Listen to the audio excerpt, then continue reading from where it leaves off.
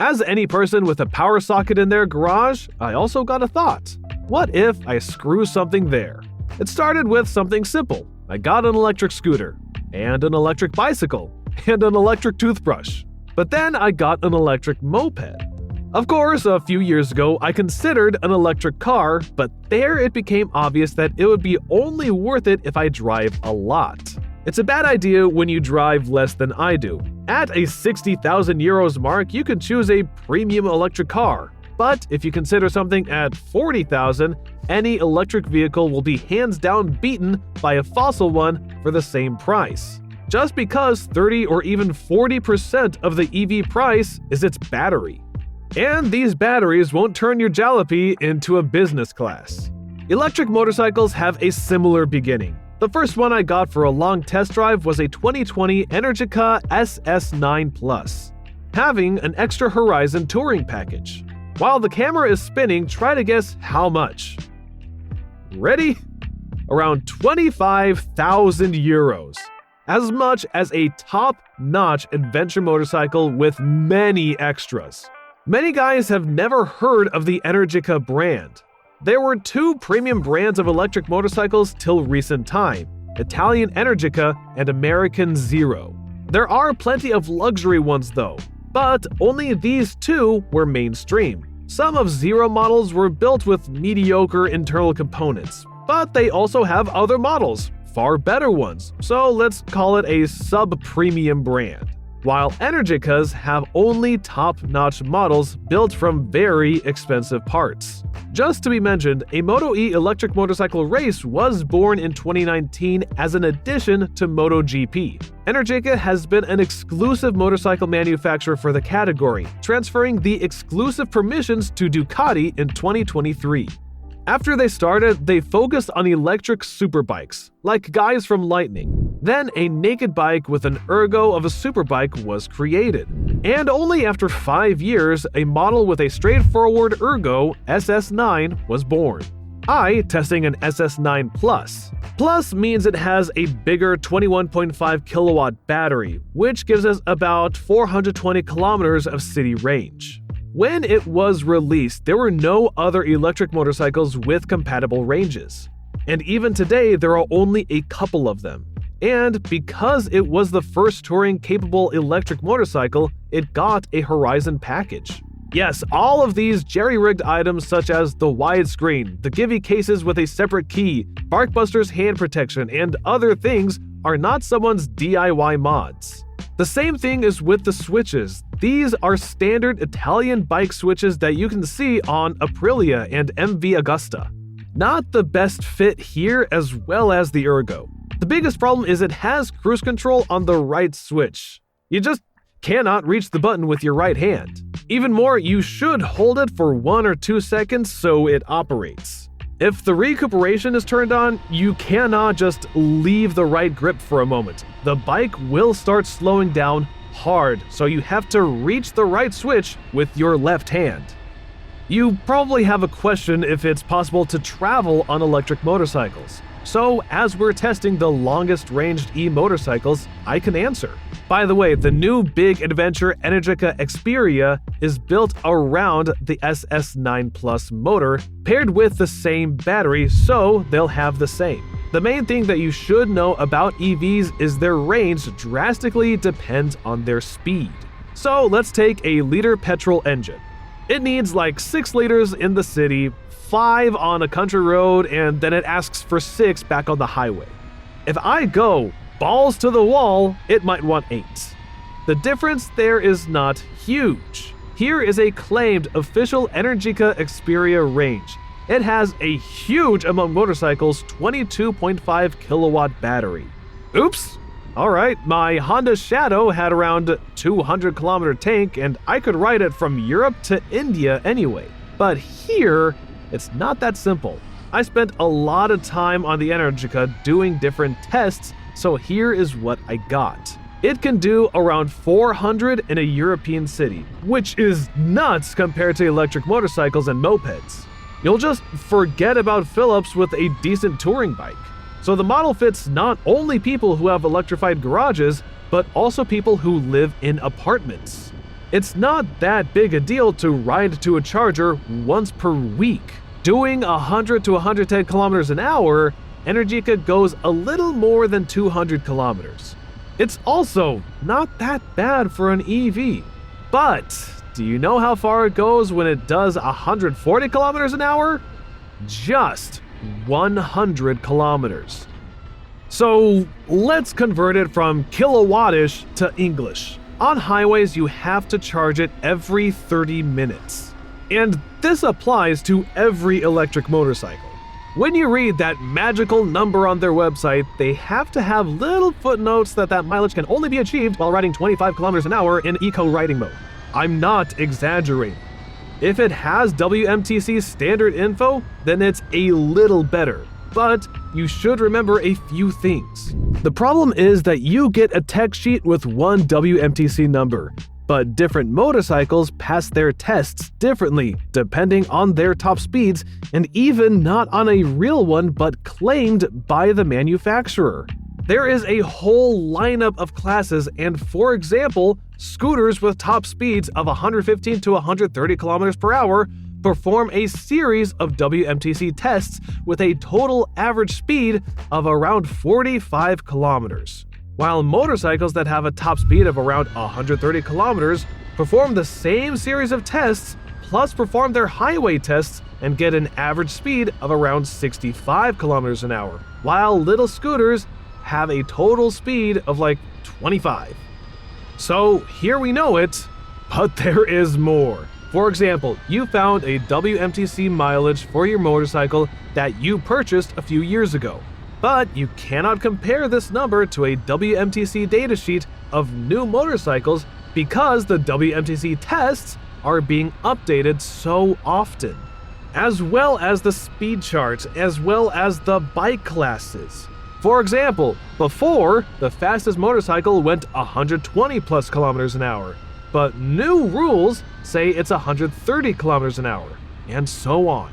Most EVs have a pretty limited top speed, so it's not exactly correct to compare WMTC top speeds of, for example, an Energica that has a top speed of 180 kilometers an hour and a BMW CE04 that has a top speed of 120. They probably updated the standard right while I was editing this video. WLTP that is being applied to cars is even funnier. And once, Indians just said, wait a minute, why would we perform that if our people just drive at different speeds? And now we have multiple WLTP standards for different countries. They complained about motorcycle WMTC standards as well, so low-power vehicles just got an additional category. So, what am I talking about? The chargers. Thank God Energica has a really quick one that is uncommon for motorcycles.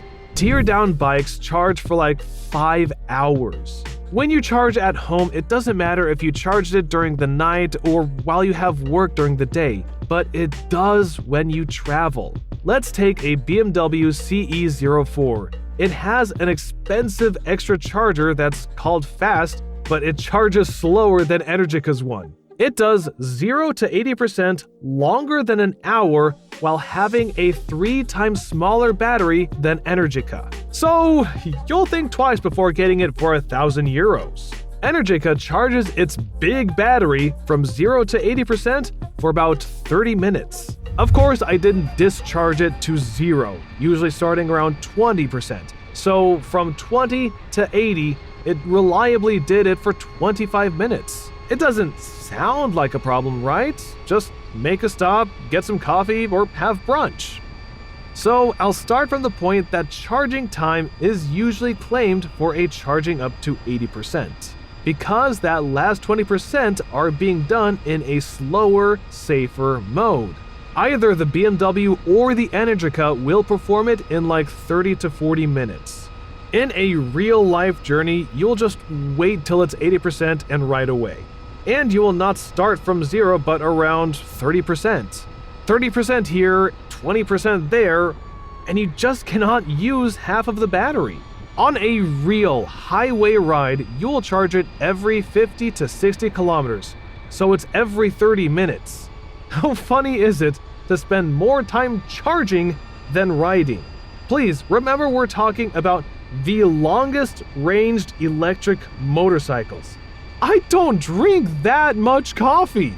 What an irony that Energica weighs a ton and has a decent liter bike performance. It is fun and stable on higher speeds like touring bikes, but you're not allowed to use this power.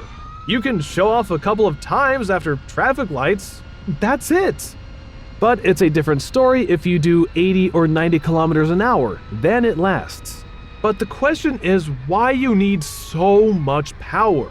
And the chargers have many catches anyway. The first question is, what should you do if the battery died a mile before the charging point? Where should I suck a kilowatt from? Having a petrol engine, I could just hitch a ride to the gas station and go back with a bottle of fuel or suck it up from someone's tank. Having electrics, that is the end of the story. Go find a wrecker or just get a generator. It's just not an option in Europe. And EVs are also heavier than petrol ones, so you cannot just push them to the socket. So you just get panic as soon as you're seeing 30%. I rode the Energica in the Netherlands and Germany. To add some context, the Netherlands is the top 3rd country in the world by share of electric cars. Germany is the 4th. Only Sweden and Norway have more. I mean, these countries have more advanced EV infrastructures than the rest of the world. So the charges do fit in, but not all of them. It doesn't cause much trouble. Google Maps just shows you supported charge plugs. But there is a thing I just didn't think about before. I live in Spain, and EVs are not that popular here. So if you find a charger, it will be a big one with plugs. I haven't seen some without plugs there. There are some smaller, cheaper ones in most of the big parks and lots of towns in the Netherlands, and these charades don't have any plugs or cables, just sockets. It's like only 1 of 20 chargers in the Netherlands has an actual plug. You carry your cable in a car and just don't even think about it, but it's a big deal for a motorcycle. The cable should handle a quick charge with a lot of current, so it is a thick and heavy device with 2 massive plugs. It takes a third of a big top case and half of a not so big one. And it also weighs a ton. While if you want to charge on some weaker sockets that can be found on camping grounds or some hotels, you need another cable, so that also takes up more space. And there is no way to check if the charging point has a plug, but you can try learning Street View photos or using EV Fans app. You just cannot choose the closest one on the map and go to charge if you're not carrying a cable. Plus, because most charging stations are slow and because of the mainstream budget, electric cars just charge slower by themselves. This is what the drivers do at most stations. They just plug in the car and just go to a cafe or go for shopping. As a result, on the parking charging points, you might just not get any sockets available, but you cannot see any car owners as well. They're walking somewhere else. There are always people in a gas station walking back and forth, so seeing an empty space feels weird. On charging stations, you see so many cars, but the difference is there are no people around. So you just stay here and wait, because a car can reach the next charging point, but a bike might not. But it's not that good with cars as well. I've seen 4 socket points fully occupied and guys just waiting in line. Fully electric cars are just the tip of the iceberg. You've also got plug-in hybrids, and these guys just overload the infrastructure. When a person buys electrics, he counts on his garage with a power socket and leaves it plugged in, and he can ride it for a couple of days. He can avoid midday chargings. While plug-in hybrids are being bought by people who might not have a garage, getting a 50-kilometer electric range, so they occupy all of the sockets near supermarkets or cafes. And the hybrids usually have slower charges, so they're not fully able to charge the battery during their lunchtime. On a combustor, you're not limited by a list of places you can go visit for a dinner, but owning an EV makes you addicted to a place with a plug-in charge. available chargers. And I wouldn't say there are many of them. Even McDonald's doesn't always have a charging point, and they're often occupied. It's simple math. Let's say the nearest McDonald's has 80 parking places, 2 of them have chargers. When the cafe is not that busy during the day, the chargers work fine. But during busy hours, your chance of finding a charging space drops to 0. But the charging providers just won't increase the number of points because they will not be used most of the time. And building the stations is an expensive thing. It's not just putting some asphalt on the ground and painting a few lines on it. You have dinner not when and where you want to. You adjust yourself to the time when you need to plug in and where you can.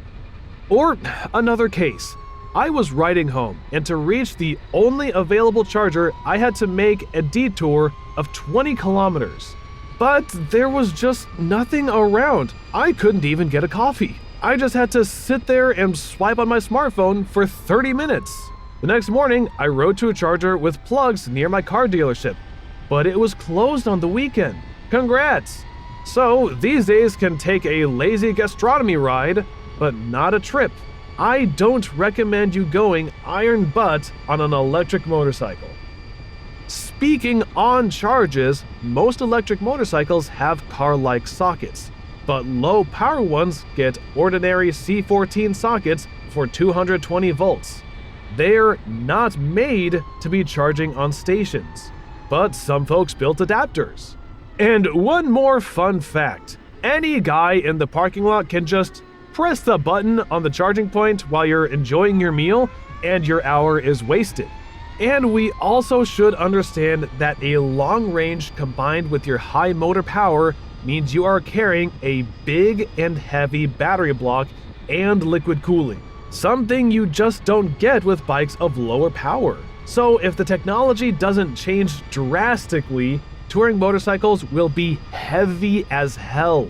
Let's take the SS9 Plus. It looks like a naked bike. It feels light until you need to turn.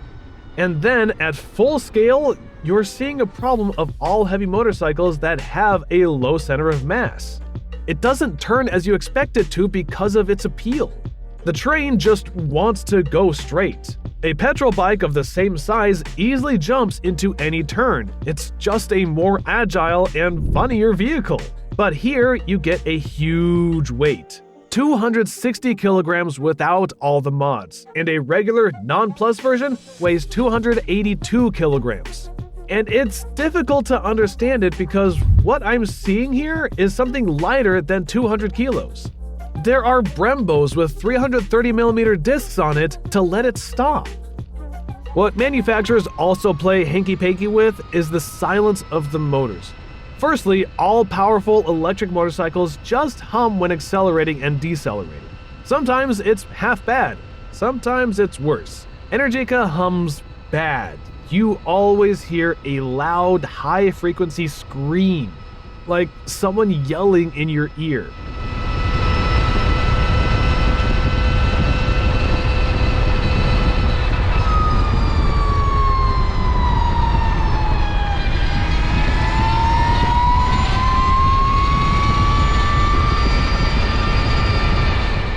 A standard internal combustion bike sounds far better. And if you're the only person who's hearing the yelling, people around you don't notice you. So I'm more impressed when a small capacity motor works silently. There are models that you just do not hear when you ride in an open-faced helmet. Secondly, almost all electric motorcycles are nakeds or super sports. That creates annoying wind flow from around 40 kilometers an hour. The noise level caused by wind is louder than the motor noise anyway, and all of that silent vehicles promotion is just not true. At least if you have at least one ear. So at the end of the day, what I enjoyed the most riding was a Chinese electric scooter Super Soco CPX with a windscreen. You don't hear the motor at all. It's not capable of making a person of my height completely covered, but it removes the wind noise so you just enjoy riding it at a city speed. And the screen can also be replaced with something taller, and the scooter will have better ergo than most of the mainstream maxi scooters. Also, a big difference from any electric scooter for €5,000 was the space available for 2 people with luggage. And you can also buy a 2 batteries version that has decent city range. And a clever solution is having a quick release battery, so the scooter theoretically can be used far away from power sockets. You won't have to take them home because they weigh 18.5 kilograms each.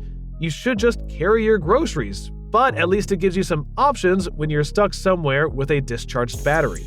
You can just take the battery out, bring it to the nearest cafe, and voila! Or if you forget the charger that is usually carried under the seat, at least you can go home by a bus. Or if you visit your friend's house and have a low battery, you can charge it there. If you compare it to an Energica or a Zero, this one has limited power with a top speed of 90 kilometers an hour. But for a European city commuter's perspective, it's some kind of advantage. It doesn't incite you to ride faster. You and your passenger just enjoy comfort at legal speeds. It's just made for a relaxed lifestyle. Here where I live, people ride with no gear except open-faced helmets. If you see a geared-up guy in the summer, you know he's either a traveler or he's carrying burgers. The only guys who wear gear when it's 35 degrees outside are Burger King delivery guys. It's just about the speed. An average European city has narrow streets. There are no long straights where you can speed up, and the traffic just seems so much different. Anyone who has ever rented a vehicle on a resort knows that rhythm. But even without a resort, there is one word: Vespa. Everyone around feels the atmosphere. And nowadays, an electric scooter has even more of the summer atmosphere. By the way, Vespa also brought an electric update. For me, the biggest pro of an electric motorcycle is when you ride at night in a city on narrow streets, silently, alone, or carrying a girl, and you're just talking or just listening to the sea while standing in silence at a traffic light. The feeling is just closer to a bicycle than a motorcycle. One more thing, most budget electric scooters are designed as city vehicles with a top speed of 70 to 90 kilometers an hour. It's enough for a city or a European country road where the speed limit is usually lower than 80 kilometers an hour. So I feel comfortable in Europe in low-capacity bikes, even on 125s. They're not built for highways anyway. And I'll tell you one thought. I just like riding the cities of Spain on low-capacity bikes. You do the legal 30 or 40 kilometers and it feels like it's a decent speed, so you don't want to go faster. When you ride a liter bike, it just can't hold to that given speed. With a little twist of the throttle and you're speeding and you're not riding, you're playing a speed control. It feels like an elephant in the room. And to be mentioned, in Europe, you can ride a motorcycle or a scooter with up to 11 kilowatts or 15 horsepower and a displacement of up to 125 cc. Most of the two-wheelers in Southern Europe cities are low-power bikes because people just don't want to pass the extra exam for an A2 and then wait 2 years and go back to school to pass another for an A category. And even if someone gets it, he just buys a decent motorcycle to travel on it, but still keeps the little one for everyday rides because it's easier to handle, cheaper to fill up, and you don't get tickets on it, and so on. That's why BMW sells the CE04 with limited power for A1 or B category. Speaking of the CE04, here is what I think about it. It looks cool, even in the flesh. It can't be seen by photos, but it has uncommon proportions. It's pretty low. It might be lower than other maxi scooters, or it just might look like it because of its straight bench. And it's longer than maxi scooters and most motorcycles. I would not be surprised if it happens to be the longest maxi scooter in the world.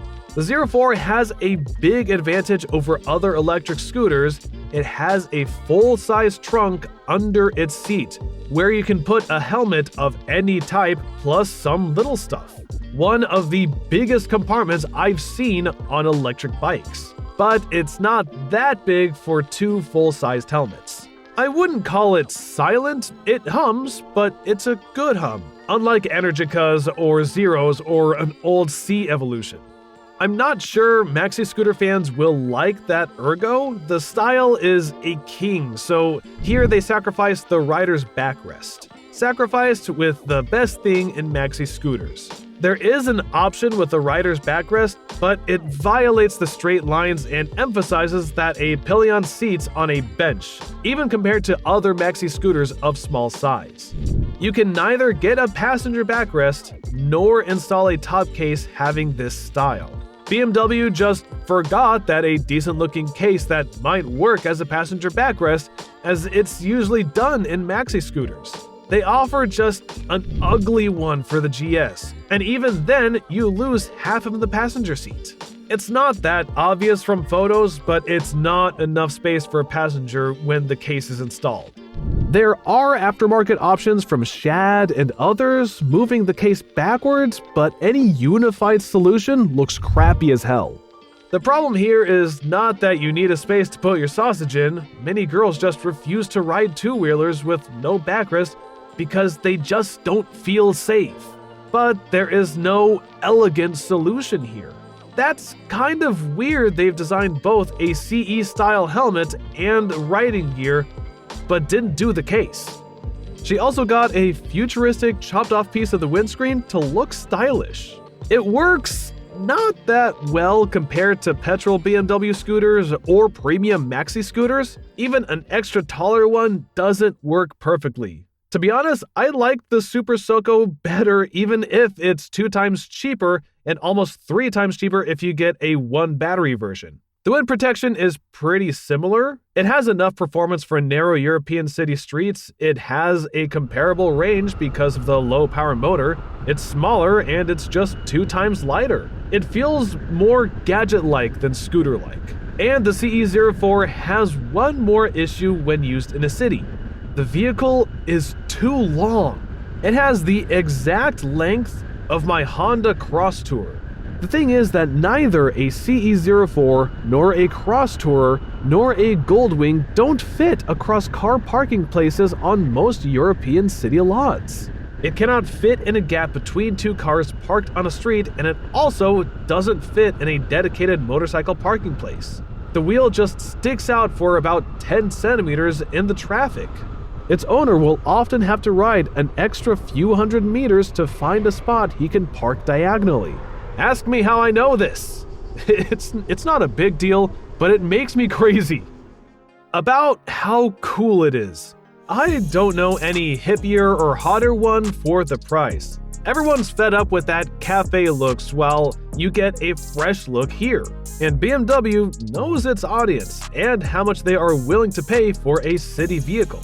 Their older electric scooter was, as I understand, a little pricier and it looked like other maxi scooters. If you have your commutes every day, you might accept the 12 grand bill for a CE04. They don't supply Zeros with the smallest 7 kilowatt battery to Europe, so you can get a motorcycle with a 14 kilowatt battery, which live around 18,000 euros, but you'd better carry 20. Energica, Livewire, and Lightning start from 20 plus. Even Chinese Elrendo Bravo is located around 11,000 euros. Of course, some people will pay that much for a toy, but here in Europe, I see a different picture. People here can spend 25,000 euros to get a big touring motorcycle, so GEs, RTs, and Multistradas sell well. But the same people just get cheap, small motorcycles or scooters to use in town. My personal limit to spend on a toy is about 7,000 euros. But I believe people can pay as much as 12, especially in Scandinavia, where fuel prices is a big factor. Also, many countries of Europe have special financial programs to support EVs, so the real price after the subsidiaries is not 12,000, but around 11 or 10. And that's what's important. A Super Soco will drop half of its price for the first couple of years. So it'll make sense to purchase one if you're going to ride it for a long time, like 7 years before the batteries degrade. And then we hit a cheap EV trap. When you buy a premium motorcycle, the batteries are not that expensive compared to vehicle price, while 2 new batteries for a Super Soco cost more than half the new scooter. I'm having a greed attack. That's obvious that BMW will lose its price far slower, closer to a conventional motorcycle. For example, 4 or 5-year-old C Evolution will now cost around 7 or 8,000 euros. No one would want to buy your 10-year-old Super Soco, while BMW still would be a premium product.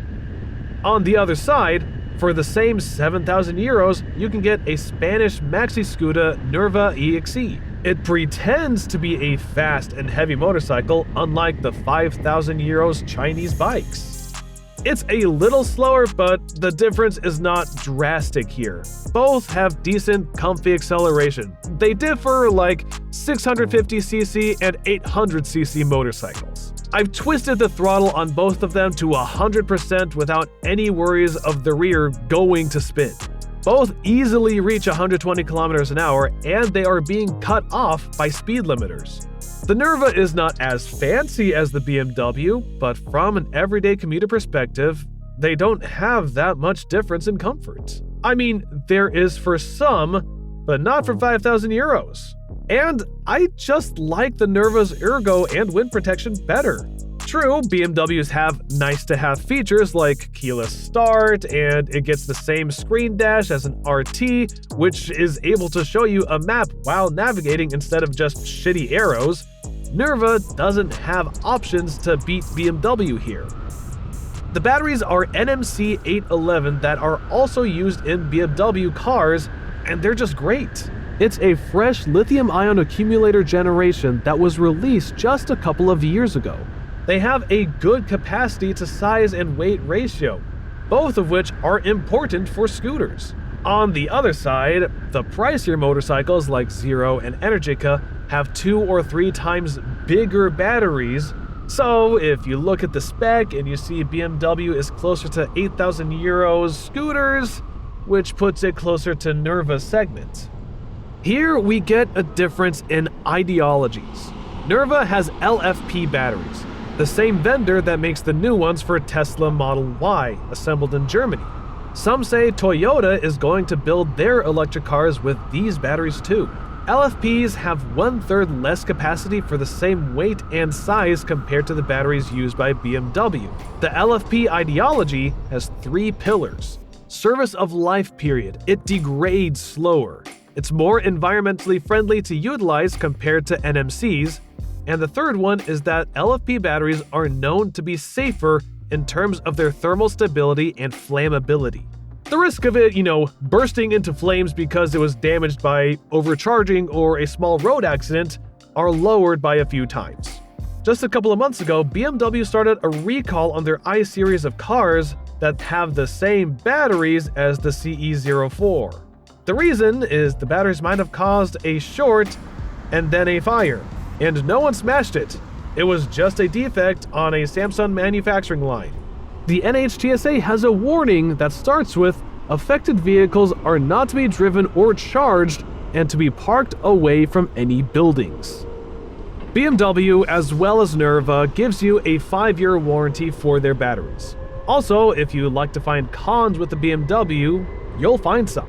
For example, it's a small one, they don't have any lever adjustments. You don't explicit that on a scooter that costs 12 to 14,000 euros. I always say that the easier way to understand the quality of components on a motorcycle or a bicycle is to look at its brakes. Here we have Heihuan brakes, which come to your mind when you hear about Chinese motorcycles, not when you think about premium brakes. So, how about this? This time we won't play the classical game of I point my fingers to a place where BMW just saves hard to be cheap, and then you blow up my comment section just saying that I can't afford it. It's not that bad. The vehicle works fine enough for a city scooter. And Nerva's parts are not far better too. I told you at the beginning of the video, electric bikes are just cheaper parts than petrol ones for the same price. All of them, not only BMWs. I'm not saying that the Zero 4 is overpriced.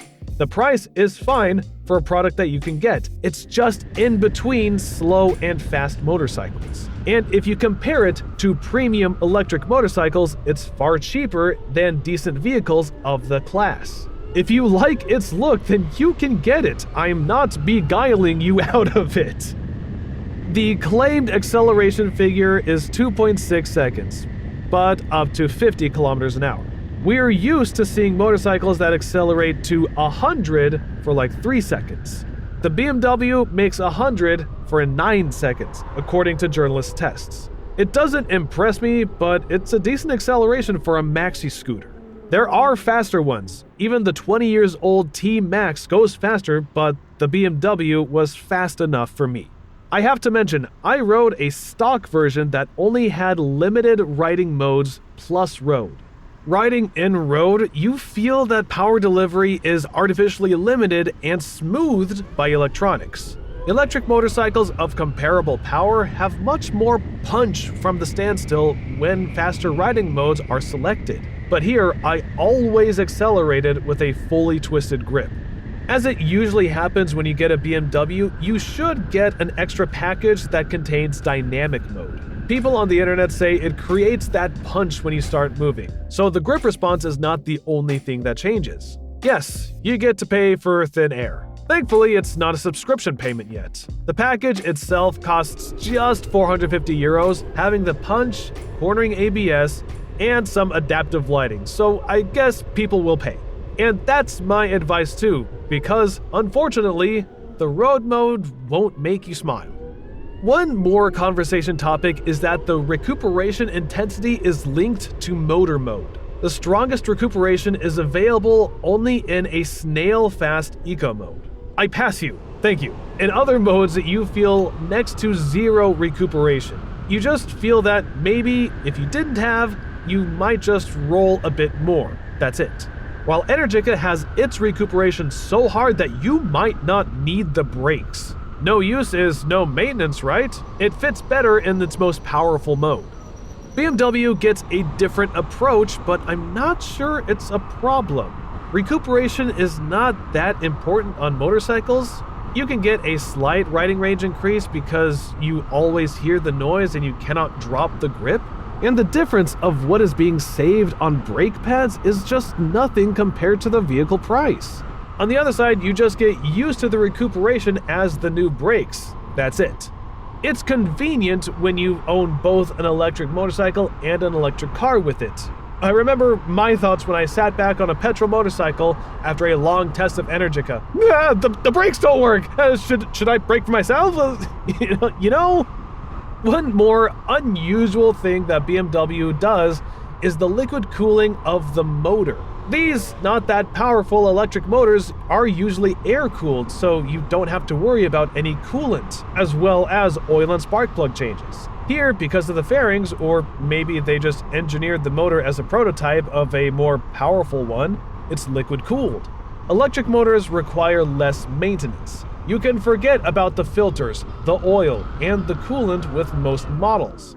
Also, most of them get driving belts, with the exception of the dirtiest and cheapest Chinese vehicles. Most low-powered bikes get hub motors, and it's not always good for the motorcycles themselves. The thing is, their owners stopped carrying the vehicles. I saw a few electric motorcycles and they looked too bad for their age.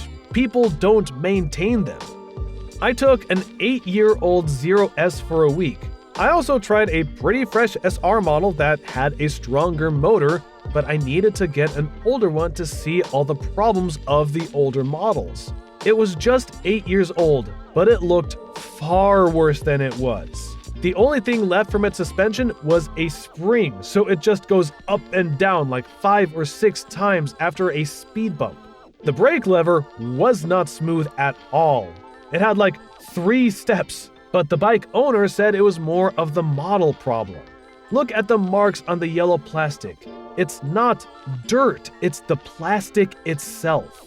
And I cannot say if the motor and the batteries survive that poorly or not. Zero had a recall campaign because of the risk of motor blockage, so they replaced motors. It's why this was a 4-year-old motor, and the battery was replaced 3 years ago, but I don't remember the reason. Of course, it wasn't degraded after 3 years, and both new and old Zeros hum. The problem with electric motorcycles is that when you get any electrics after a combustor, it's so good and quiet. But after a week on it, you start feeling how good it is to have a really quiet motor, and the hum starts to annoy you.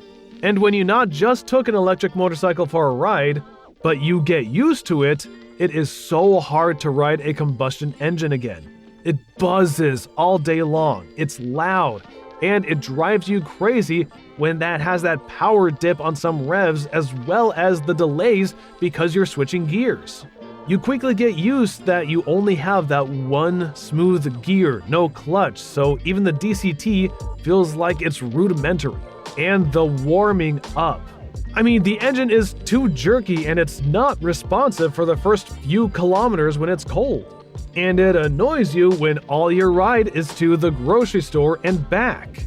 If you compare electric bikes to low-capacity petrol ones, it's the same case and you just never choose a combustor. It's too slow, it doesn't have a low-end power, and screams and yells during acceleration. But one more fact that I noted after my first long test of an electric motorcycle, your understanding of what is normal is changed, and when you sit on any combustion motorcycle, man, they just vibrate so hard. The main buzz is caused by the pistons going in different directions, accelerating and decelerating all the time. The heavier they are, the stronger that inertia is, and the stronger the vibration is born.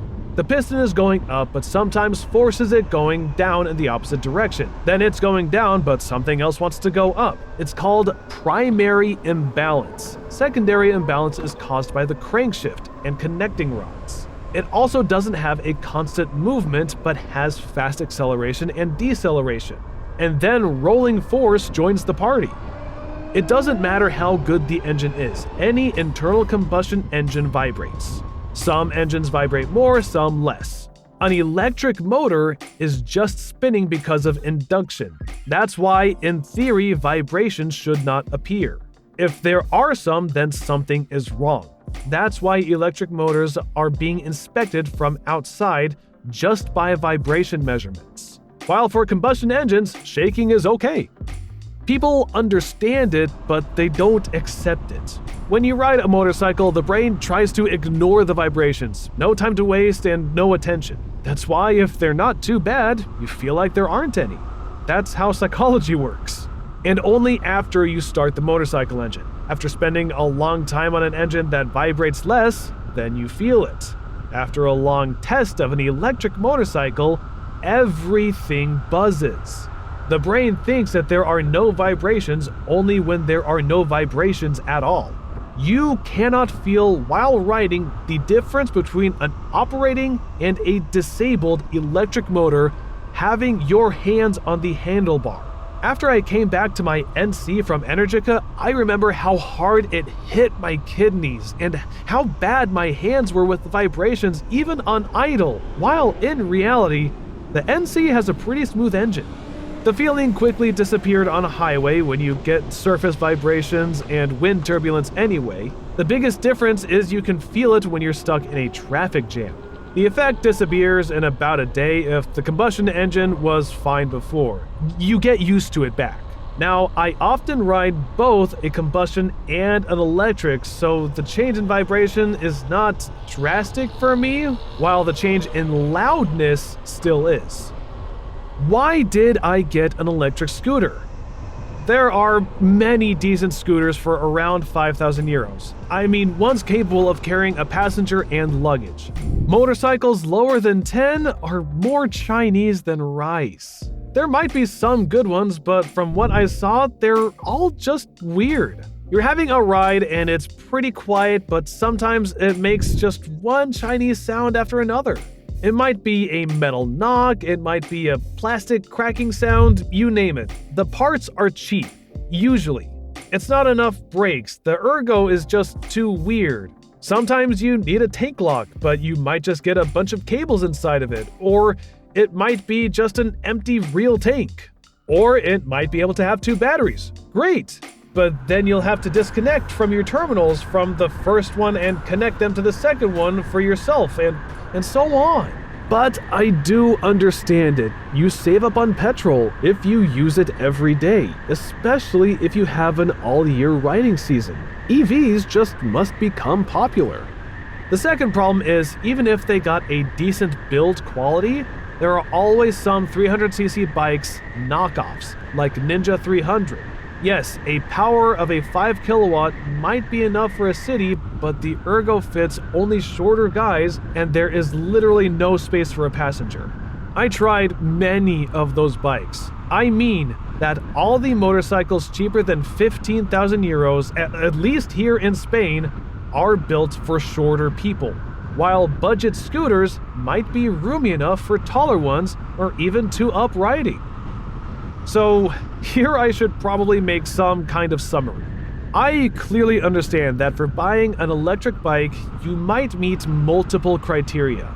Firstly, you should either live in your own house or have a parking space with a power socket. Secondly, the EV should be your second or third motorcycle, but for sure not the only one. Otherwise, you won't have any excuses when blamed that you could get a GS for that amount of money. But if you already have both a GS and a car, then it's safe. And you should get some kind of ideology.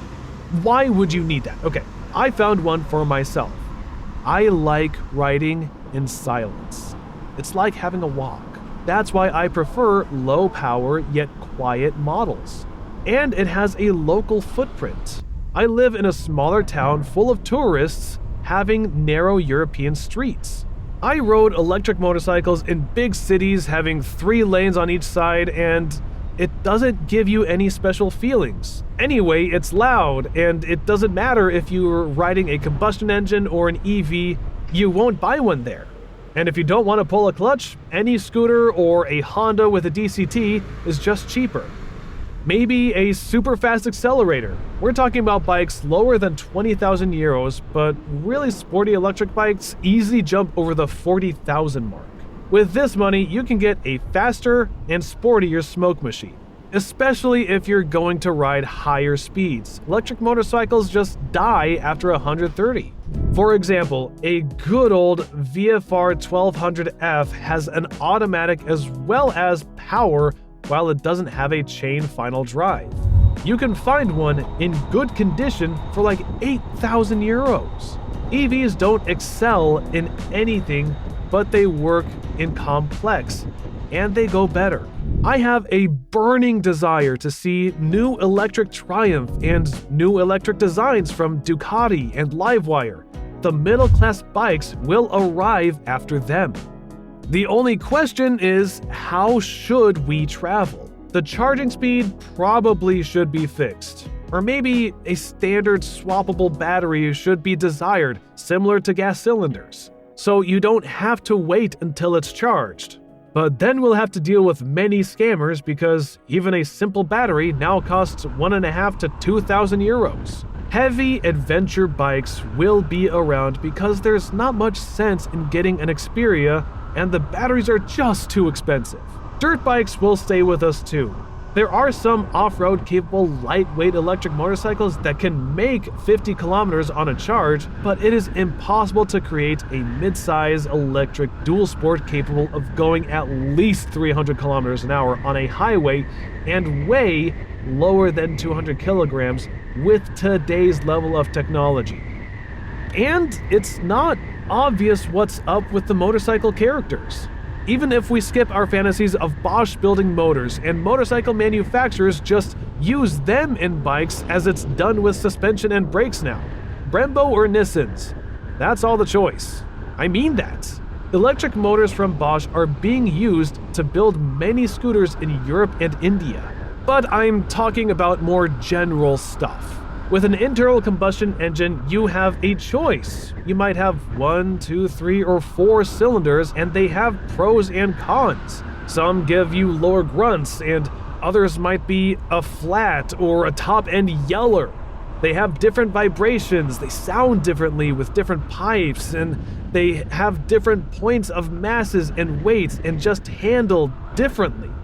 This is what we'll lose. Even now, if you compare two electric motorcycles having similar power, they feel and ride close. There might be a slight difference in sound, and that's it. And they feel like tumbler toys thanks to the very low centers of gravity. In 15 years, you might want to throw your leg over a Boxer Twin, rev it up to 5,200 RPM, and feel it in your teeth and your backbone, and ride it for 130 meters, shed a tear because of what your grandfathers rode on, and then jump back on your comfy EV. But now, you can stop choosing and just keep living. Subscribe to the channel so you don't miss anything. Don't shift it, and stay tuned.